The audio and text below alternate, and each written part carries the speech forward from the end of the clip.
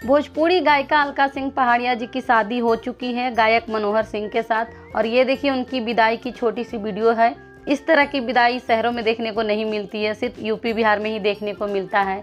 और विदाई छोड़िए, इस तरह की दुल्हन भी सिर्फ यूपी बिहार में ही देखने को मिलता है। जो अपनी शादी में इस तरह से श्रृंगार की हो, ये भी यूपी बिहार में ही हो सकता है। ये है उनके पति मनोहर सिंह के बारात विदा होने के टाइम का ये वीडियो। और ये देखिए इस तरह की हरकतें भी सिर्फ यूपी बिहार में ही देखने को मिल सकता है।